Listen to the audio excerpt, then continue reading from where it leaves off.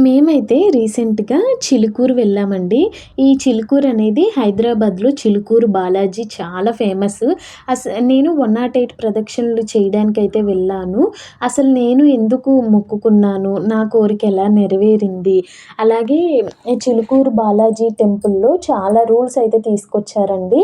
కొన్ని రోజులైతే ప్రదక్షిణలు చేయడానికి కూడా ఉండదనమాట. మనం 108 ప్రదక్షిణలకు బదులు 11 మహాప్రదక్షిణలు చేయొచ్చు.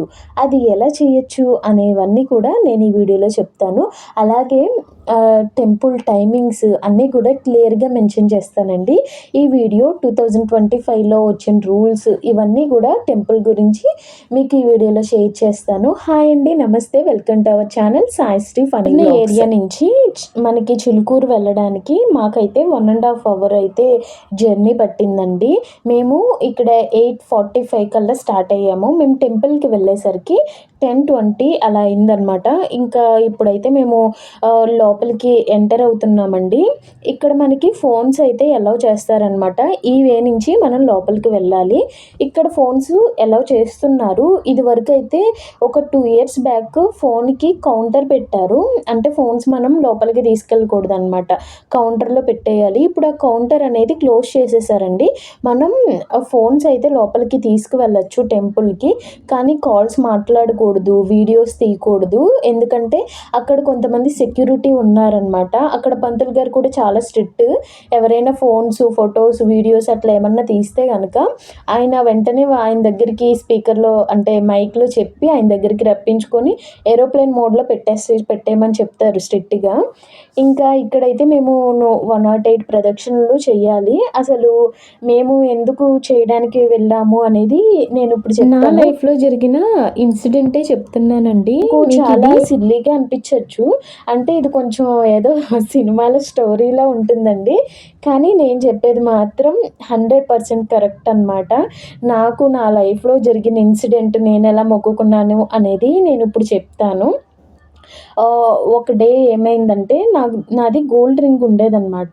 మేము ఒకరోజు నైటు ఫంక్షన్‌కి వెళ్ళి ఇంటికి వస్తున్నాము.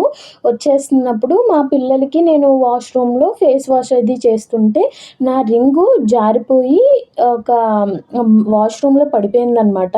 అది ఎంతకి కూడా కనిపించలేదండి. ఒక మొత్తం నాకు ఇంకా అలా పడిపోంగానే వాష్‌రూమ్ హోల్‌లోకి వెళ్ళిపోయిందనమాట. పడిపోంగానే అసలు నాకేం చేయాలో తెలియలేదు.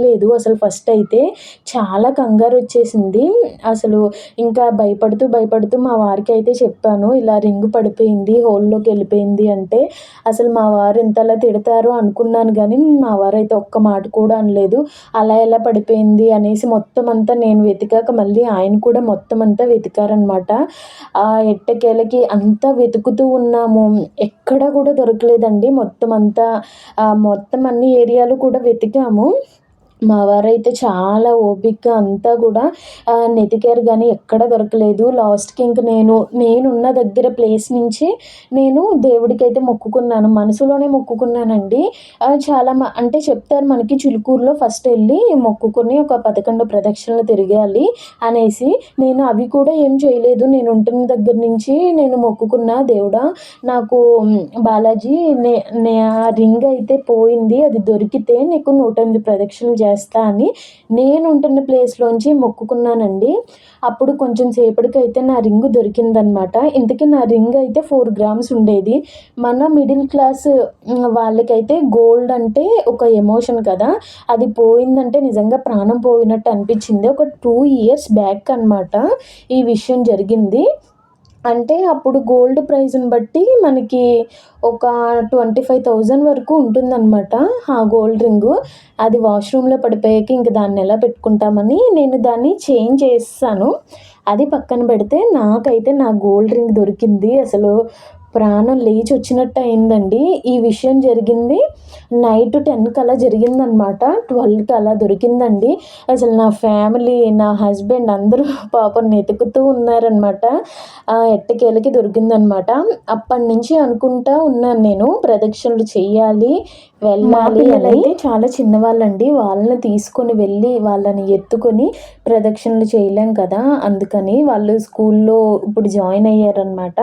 స్కూల్‌కి వెళ్తున్నారు కదా అని పిల్లలకి స్కూలు పంపించేసి వాళ్ళకి లంచ్ బాక్స్‌లు అవి పెట్టేసి మేమైతే టెంపుల్‌కి స్టార్ట్ అయ్యామనమాట. ఇంకా టెంపుల్ టైమింగ్స్ అలాగే మహాప్రదక్షిణ అంటే ఏమిటి? ఎప్పుడెప్పుడు ప్రదక్షిణలు చేయడానికి ఎలౌ లేదు అనేది ఇప్పుడు చెప్తానండి. మనం 108 ప్రదక్షిణలు మనం మొక్కుకున్నామనుకోండి, మనం టెంపుల్ ఎప్పుడు మనం తిరుగుతాం గదా! దేవుడి చుట్టూ తిరిగితే 108 తిరగాలి.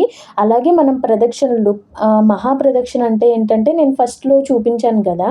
మీకు మహాప్రదక్షిణ అని. ఆ మహాప్రదక్షిణ మనం ఒకటి చేశామంటే మనం లోపల గుడిలో 10 చేసినట్టనమాట. అంటే మనం 11 ప్రదక్షిణలు చేస్తే 108 ప్రదక్షిణలు చేసినట్టనమాట. ఇంకా temple timings morning 6 AM to 12:30 PM అండి. మళ్ళీ ఈవినింగ్ 4-6 అనమాట ప్రదక్షిణలు చేయడానికి. ఇంకా మనకైతే మండే, ట్యూస్డే, వెన్స్‌డే, థర్స్‌డే మనం ప్రదక్షిణలు చేయడానికి ఉంటుంది. ఫ్రైడే, సాటర్డే, సండే ప్రదక్షిణలు చేయడానికి అసలు ఎలౌ ఉండదనమాట. ప్రదక్షిణలు చేయడానికి 3 డేస్ అయితే కుదరదండి. ఎందుకంటే వీకెండ్స్ ఎక్కువ రష్ ఉంటుంది. ఎక్కువ క్లౌడ్ ఎక్కువవుతుంది. ప్రాబ్లమ్ అవుతుంది అనేసి ఆ 3 డేస్ అయితే మనకి లోపల ప్రదక్షిణ చేయడానికి ఉండదు. మనం బయట చేసుకోవాలంటే కావాలంటే మహాప్రదక్షిణ బయట అయితే చేసుకోవచ్చు. కానీ టెంపుల్ లోపలైతే మనకి చేయడానికి ఉండదు. మనం మార్నింగ్ 7కి అలా కూడా వెళ్ళిపోవచ్చు. వెళ్ళామనుకోండి మనం 108 ప్రదక్షిణలు ఈజీగా చేసేసుకోవచ్చు. మేము వెళ్ళినప్పటికే అప్పుడు 10:30 అయిందండి. ఇంకా 10:30 అయింది. మాకు కరెక్ట్‌గా 104 ప్రదక్షిణలు అయితే కంప్లీట్ అయినాయి అనమాట. ఇంకా మాకు 4 ప్రదక్షిణలు బ్యాలెన్స్ ఉన్నాయి. ఒక్క ప్రదక్షిణ ఉన్నా కూడా అసలు వినట్లేదు. టైం అంటే టైం ఫాలో అవుతున్నారండి. 12:30కి కరెక్ట్‌గా మొత్తం క్లోజ్ చేసేసారనమాట. ఎంతమంది అయితే భక్తులున్నారో వాళ్ళకి దర్శనం అయిపోయాక మొత్తం టెంపుల్ కూడా క్లోజ్ చేసేసారు. నేను అది కూడా టెంపుల్ క్లోజ్ అయిపోయింది. బయట నుంచి గోపురం నుంచి చూపించాను కదా మీకు అదనమాట. ఇప్పుడు మహాప్రదక్షిణం మేము చేస్తున్నామనమాట. 104 అయినాయి గదా!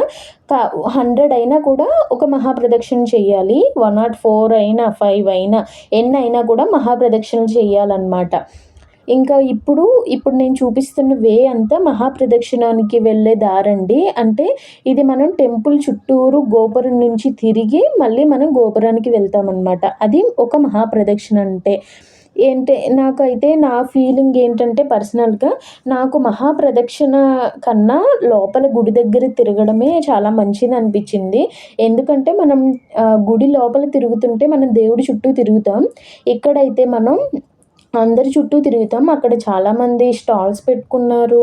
అక్కడ మనకి షాపింగ్ అంతా ఉంది. వాళ్ళ చుట్టూ కూడా తిరిగినట్టు అనిపించింది.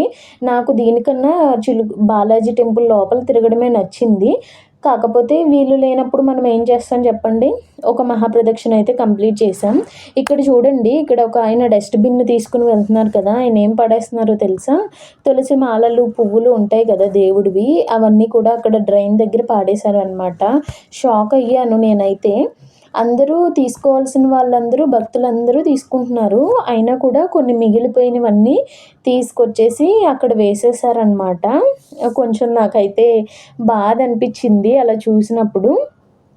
ఇంకా మహాప్రదక్షిణ చేసినప్పుడు ఇంకొకటి ఏంటంటే మైనస్, ఇక్కడైతే రోడ్డు అయితే సరిగ్గా లేదండి. అంటే రాళ్ళు ఉన్నాయన్నమాట, బాగా గుచ్చుకుంటున్నాయి. అది మేము వెళ్ళినప్పుడు కొంచెం క్లైమేట్ కూల్గా ఉంది కాబట్టి మేము చక్కగా అయితే తిరగగలిగాము. లేకపోతే చెప్పులు లేకుండా తిరగాలి అంటే మనకి కాళ్ళు కాలిపోతాయి కదా!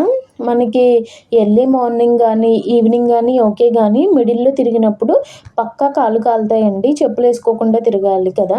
అదొకటి కొంచెం ఇబ్బంది అనమాట. ఇంకా ఇక్కడైతే ఆంజనేయ స్వామి టెంపుల్ ఉంది. ఇంకా అక్కడ కూడా దండం పెట్టుకొని ఇంక మేము వచ్చేస్తున్నాం అనమాట. ఇంకో కంప్లీట్ అవుతుందండి ప్రదక్షిణం. ఈ ఆంజనేయ స్వామి టెంపుల్ నుంచి మనకి కొంచెం దూరమే అనమాట. ఇంగో చూసారా, ఇక్కడ ఇవన్నీ స్టాల్స్ ఉన్నాయి. ఇవన్నీ దాటుకొని మనం రావాలి. ఒక ప్రదక్షిణ అయితే పూర్తయిందండి ఇప్పుడు. అంటే మేము మొత్తం ఒక 108 ప్రదక్షిణలు అయితే ఇంకా కంప్లీట్ చేసుకున్నాము. లాస్ట్ ఈ ఒక్క ప్రదక్షిణ చేస్తే లోపల 11 ప్రదక్షిణలు చేసినట్టు అనేసి మనకి అక్కడ కమిటీ వారైతే రూల్ పెట్టారు కదా! ఇంకా ఒక ప్రదక్షిణ అయితే కంప్లీట్ అయిందండి.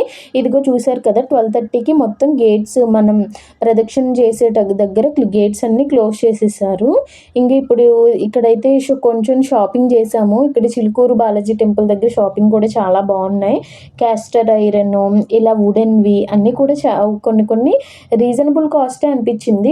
కొన్ని ప్రైస్ అయితే బాగా ఎక్కువ ఉన్నాయి, కానీ కొన్ని కొన్ని అయితే పర్లేదు, మనం బార్గ్యూ చేసినా కూడా కొంచెం తగ్గిస్తున్నారనమాట. ఇంకా మన టాలెంట్ అనమాట, బేరం ఆడుతుంటే వాళ్ళు తగ్గిస్తున్నారు కొంచెం.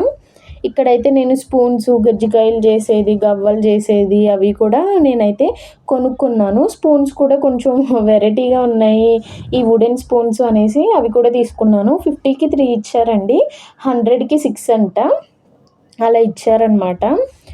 ఇదైతే మసాజ్ చేసేదనమాట, మసాజరు. అది కూడా అంటే చూసాము అంతే, ఏం తీసుకోలేదు.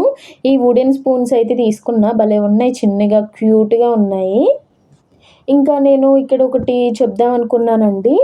నేను ఫస్ట్‌లో వీడియో స్టార్టింగ్‌లో మీకు పువ్వులు చూపించాను కదా! ఆ పువ్వులు ఎందుకు చూపించానంటే, మనం ప్రదక్షిణలు చేయడానికి వెళ్ళినప్పుడు మనం ఒక పెన్ను, ఒక పేపర్ తీసుకొని ఒక 108 నంబర్స్ ఉన్న స్లిప్ తీసుకొని ప్రతి ప్రదక్షిణకి నెంబర్ కొడుతూ ఉంటాం కదా! అలా చేయకూడదంటండి. నేను చాగంటి కోటేశ్వరరావు గారు చెప్పిన మాటలన్నీ వింటాను. నాకు తెలిసినంత వరకు కొన్ని ఫాలో కూడా అవుతాను. ఆయన చెప్పారు అలా చేయకూడదు, అలా మంచిది కాదు అనేసి. అందుకని నేను 108 పువ్వులు తీసుకొని ఒక కవర్లో వేసుకున్నాననమాట. నాకు ఒక కవరు, అలాగే మా వారికి 108 పువ్వులు అలా సపరేట్ పెట్టుకున్నామనమాట. అలా పువ్వులు వేసి మేమైతే ప్రదక్షిణలు కంప్లీట్ చేసామండి. అంటే మనకి పువ్వులు ఇలా వేయడం వల్ల మనం వేసే ప్రతి పువ్వు దేవుడి దగ్గర పడుతుంది కాబట్టి దానివల్ల మనకి మంచి జరుగుతుంది. మేమైతే ఆంజనేయ స్వామి దగ్గర అయితే వేసామండి. కాకపోతే దీనివల్ల ఒకటి ఏంటంటే, మనం ఎన్ని ప్రదక్షిణలు చేసాం అనేది మనకి నెంబర్ అనేది తెలీదనమాట. కావాలంటే మనం కొంచెం ఒక హాఫ్ తిరిగేసాక ఎన్ని ఉన్నాయి కౌంట్ చేసుకుంటే దాన్ని బట్టి మనకి కౌంట్ చేసుకోవచ్చు. మనం పువ్వులు కౌంట్ చేసుకున్నామంటే మనం ఎన్ని తిరిగాము అనేది మనకి అర్థమవుతుంది. కానీ ఇది ఎన్నో ప్రదక్షిణ అనేది మాత్రం ఒక్కటి తెలీదు అంతే. ఇంకా మేము షాపింగ్ అంతా కూడా చూసేసుకొని ఇంకా మేమైతే స్టార్ట్ అయిపోతున్నామండి. ఇక్కడ ప్రసాదాలు కూడా అమ్మట్లేదనమాట దేవస్థానం వారు. ఇక్కడ స్టాల్స్ ఉంటే అదే కొంచెం తిన్నాము తీసుకొని. మేము మార్నింగ్ టిఫిన్ కూడా ఏం చేయలేదనమాట.